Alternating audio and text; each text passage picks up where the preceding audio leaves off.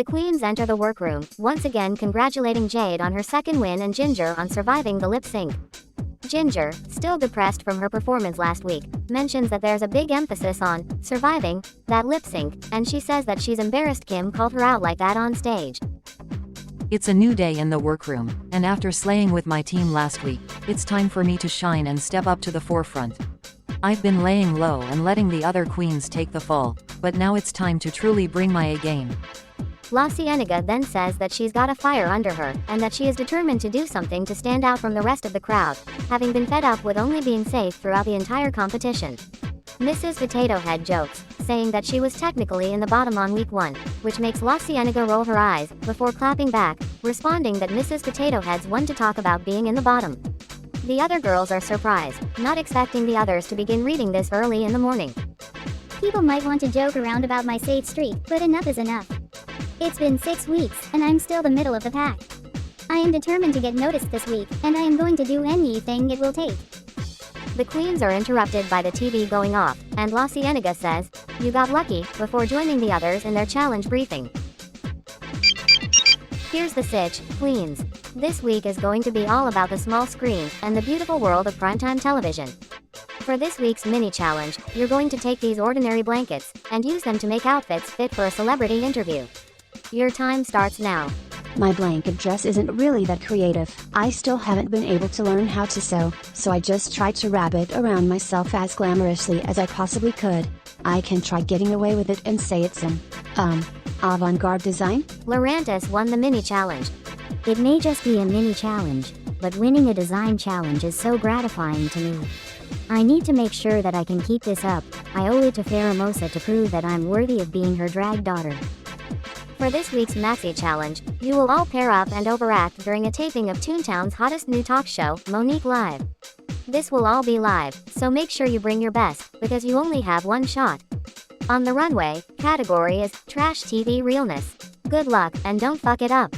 I'm starting to get a little tired of all of these comedy challenges being done one after the other, but if I was able to nab another win last week, then this shouldn't be giving me too much trouble.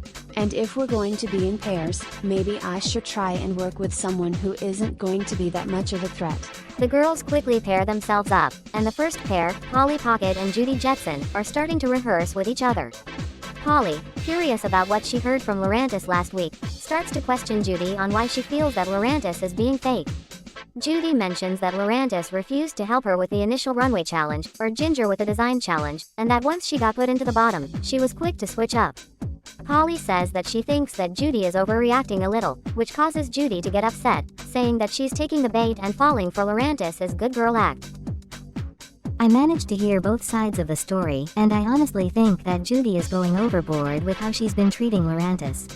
Sure, you can hold a bit of a grudge about her snubbing you, that's justifiable, but after she tried to make things right with you, maybe it's a sign that you're not mature enough to move past that?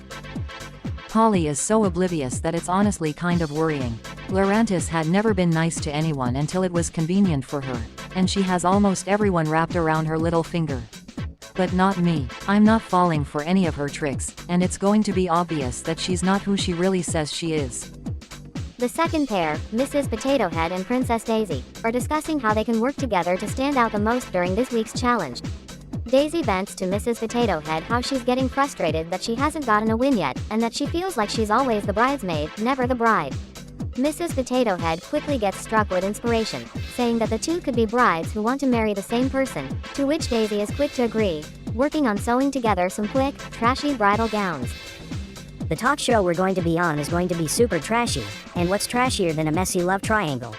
This plan is completely foolproof, and we've got a lot going for us.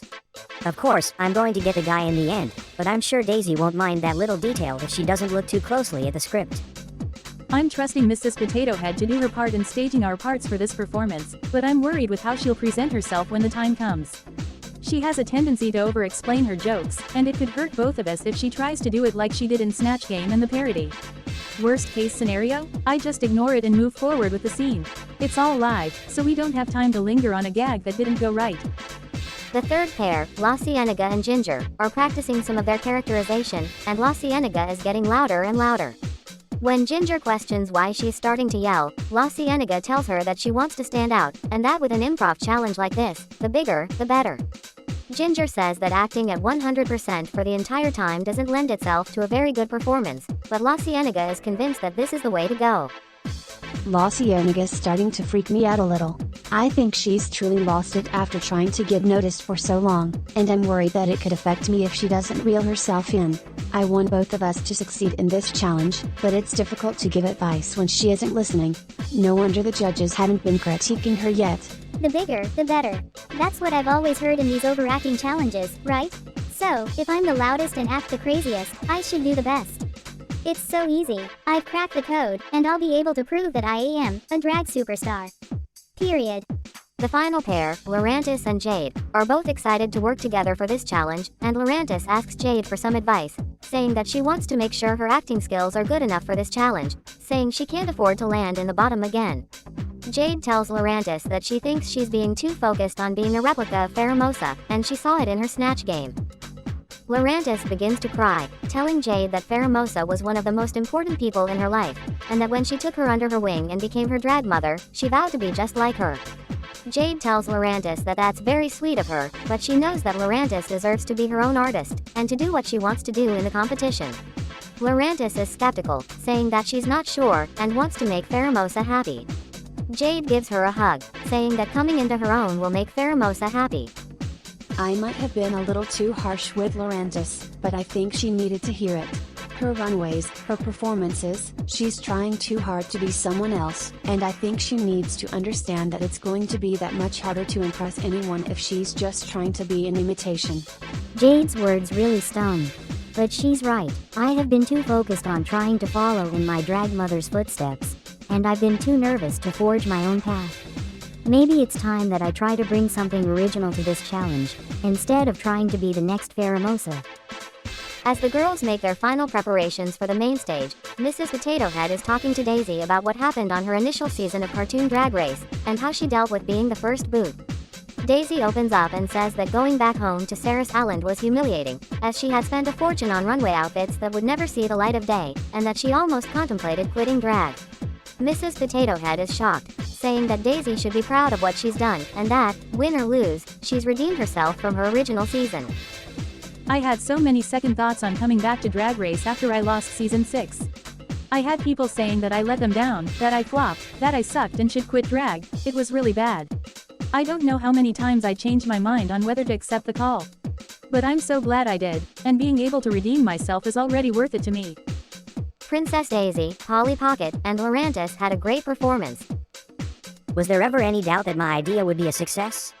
Daisy fit the role of Bridezilla really well. Maybe a little too well. I don't know if I managed to keep up with her in that challenge. It all went by so fast. Ginger, Jade, Mrs. Potato Head, and Judy Jetson had a good performance. La Cienega had a bad performance. Watching the teams perform was definitely a delight after Judy and I finished, but I couldn't help but wonder what La Cienega and Ginger were going for. It looked like they were either trying to do the world's most cringe screaming match, or yelling about how their family business was being torn apart by an unfaithful mustard salesman. I had to look away, it was very uncomfortable. Ginger and Mrs. Potato Head had a great runway. Polly Pocket, Daisy, and Lurantis had a good runway. Jade, Judy Jetson, and La Cienega had a bad runway. I definitely think I had the best runway of the night, but I don't think I have a chance of winning after La Cienega ate it during the improv challenge. She was already screaming the minute she came out, and I felt like I had to start screaming to keep up with her. Nothing got a big laugh, not even the mustard gag at the end. I'm hoping I don't have to lip sync for a second straight week. Welcome to the main stage of Drag Race Toontown. Let's meet our judges. First, our resident panelist, my best friend, it's Monique. And our guest judge, renowned New York film critic and talk show host, it's Jay Sherman. Now let the judging commence. Ladies, although you performed in duos, you will be judged individually. With that being said, we have made some decisions. Jade, your runway was one man's trash, and not your treasure, but your performance in Monique Live was a wonderful moment in talk show history. You're safe.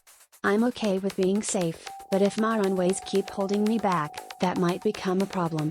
Between falling apart in week 1 and themed skirting, I may need to reevaluate what I have and make some last-minute adjustments if I want to make sure I'm in that finale. Judy Jetson, your runway was lukewarm, but your overacting was too hot to handle. You're safe. I may be safe, but I know that I'm still doing better than some of the girls here. Lurantis and Mrs. Potato Head are my safety net, and if I land in the bottom with either of them, I know that I can run circles around them both. Speaking of which, both of them are still on that stage. I'm just saying. Lurantis, your runway presentation was a trailer park treasure, and your performance felt like a truly original masterpiece. Keep up the good work, you're safe. Hearing the judges compliment my work was refreshing. After struggling through this whole competition, I know that I can't settle with what I've been doing. It's time to take a leap of faith and do my own thing, no matter what may happen. Princess Daisy, we could barely keep up with your fabulous runway, and your performance tonight was a match made in heaven. Congratulations, you're safe. It is what it is at this point.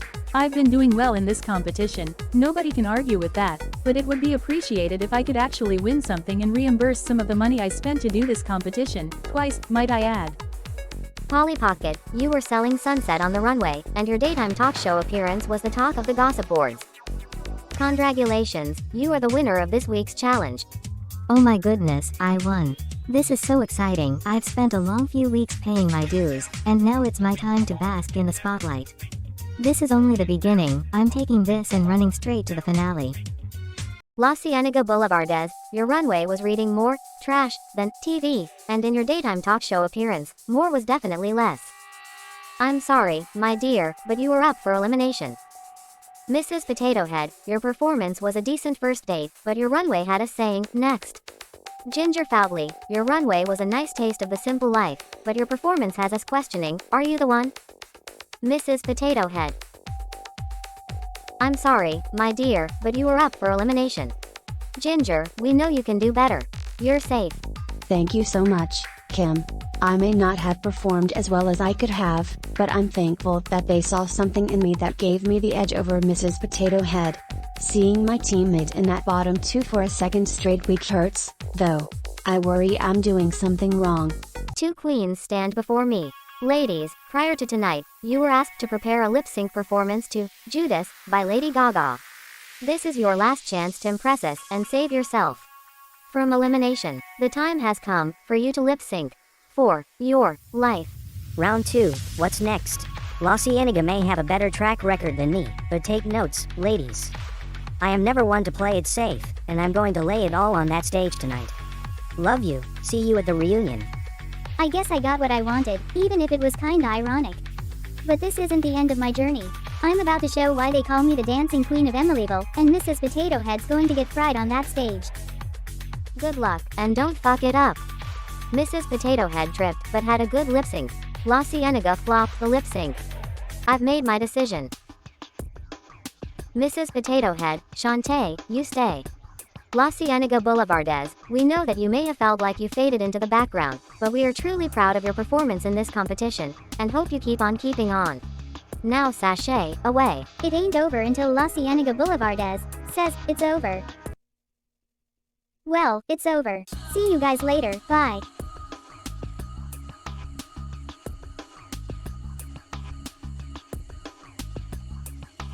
This is Untucked. The queens relax after the elimination, congratulating Polly Pocket on her first win, and Mrs. Potato Head for winning the lip sync.